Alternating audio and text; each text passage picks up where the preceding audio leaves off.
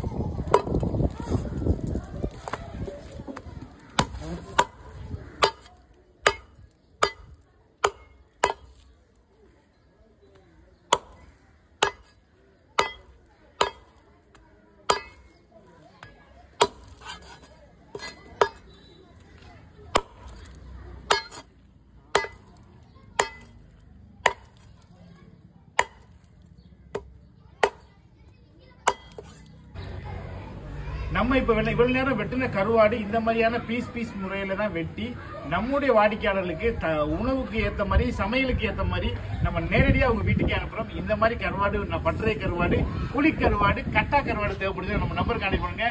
உங்க வீட்டுக்கே நேரடியா டோர் டெலிவரி செய்யறோம். நன்றி, வணக்கம்.